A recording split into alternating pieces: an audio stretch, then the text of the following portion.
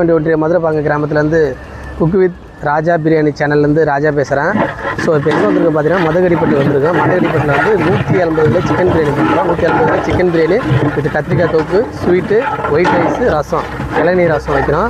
So video skip பண்ணாமல் பாருங்கள், உங்களுக்கு எல்லாமே நான் கண்டிப்பாக சொல்லிகிட்டே இருக்கேன். இப்போ பாருங்கள் ஸ்வீட்டு ஸ்வீட்டு வந்து எப்பவுமே பார்த்தீங்கன்னா எப்படி செஞ்சாலும் அல்வா மாதிரி விழணும். கரண்டியில் ஒட்டக்கூடாது பாருங்க, கரண்டியில் ஒட்டக்கூடாது. அந்த மாதிரி லட்டு மாதிரி விழணுங்க. ஐஸ்கிரீம் எடுக்கிறோம் இல்லையா, இல்லை கேர்டு எடுக்கிறோம் பார்த்தீங்களா, மில்கி மிஸ்ட்டு, டெய்லி ஃப்ரெஷ்ஷாக அந்த மாதிரி கேர்டு வந்து எடுத்தாலும் இந்த மாதிரி கரண்டியில் ஒட்டாமல் வரும், ஐஸ்கிரீம் மாதிரி விழும். அதே ஆங்கிளில் அப்படி தான் நம்ம எடுத்துருக்கோம். ஸோ ஸ்வீட்டு நல்லா தரமாக இருக்குங்களா. அடுத்து வந்து இளநீர் ரசம் வைக்கிறோம். பாருங்கள் 15 லிட்ரு ரசம் வைக்க போகிறோம்.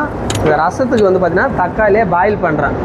எல்லோரும் வீட்டு முறையில் தக்காளி வந்து நசுக்கி போடுவீங்க, கசக்கி போடுவீங்க கையால். நான் வந்து தக்காளியை பாயில் பண்ணி அதை வந்து அரைச்சி போடுவோம். இது என்னன்னு பார்த்தீங்கன்னா கொங்கு நாட்டு கோயம்புத்தூர் ஸ்டைலுங்க. இது வரமிளகா, தனிமிளகாத்தூள், வெள்ளைப்பூண்டு, கருவேப்பிலை, மிளகு ஜீரகம்லாம் அரைச்சி இது அந்த அரவை தாளிப்பு போடும்போது இந்த அரவை இது தக்காளியை அரைச்சி அதில் ஊற்றோம்னா கோயம்புத்தூர் ஸ்டைல் சூப்பராக இருக்கும். கொங்கு நாட்டு ரசம் இது. அவர் எவ்வளோ போடுவார். இதோட லாஸ்ட் ஃபைனல் டச்சை நம்ம என்ன பண்ணுவோம், இளநீர் ஊற்றிக்கும். 30 காய் இளநீர் ஊற்றோம்னா 15 லிட்டருங்க. அந்த கணக்கில் தான் நம்ம இப்போ வைக்கிறோம். ஓகேங்களா. அடுத்து பாருங்கள், ஃபஸ்ட்டு 100 கிலோ மட்டும் ஏற்றுறோம். 2 பார்த்துக்கோங்க. இது ஒரு 50, அது ஒரு 50. கோபால் இது எத்தனை கிலோ ஏற்றுற? இது ஒரு 50, அது ஒரு 50. 250 ஏற்றுறோம். அதுக்கு அடுத்து ஒரு 50, ஒரு 30, 80 கிலோ பார்த்துக்கோங்க. இப்போ 50 கிலோ கறி கொட்ட போகிறோம். தம்பி கறி தூக்கி கொட்டு.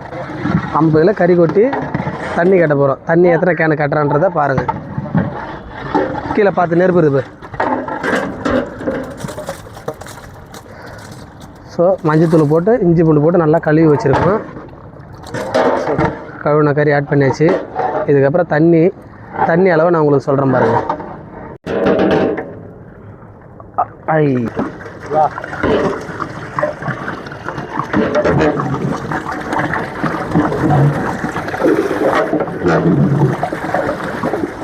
பார்த்துக்குங்க தமிழ் உறவுகளே.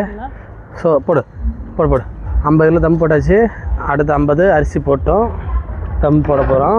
அரிசி பூத்து வந்துன்னா தம் போட்டுற வேண்டியதான். இப்போ அரிசி போட்டாச்சு. ஸோ அப்படியே அடுத்த குண்டானும் ரெடி ஆகிட்டுருக்கு. ஸோ ஸ்டெப்பாக ஏற்றுறோம். ஏன்னா கஸ்டமருக்கு போகும்போது சூடாக போய் நிற்கணும். மணி 6:23 ஆகுது. ஸோ 9, 9:30, 10 மணி வரையிலையும் கூட பந்தி ஓடும். ஆனால் அந்த நேரத்தில் சூடாக இருக்கணுன்றதுக்காக 1 by 1 ஸ்டெப்பாக ஏற்றுறோம். ஓகேங்களா. ஸோ இது தம் போடும்போது காமிக்கிறேன் கண்டிப்பாக. ஓகே தமிழ் உறவுகளே, நல்லபடியாக சமையல் பண்ணி சாப்பாடு பரிமாறுற லெவலுக்கு வந்துருச்சு.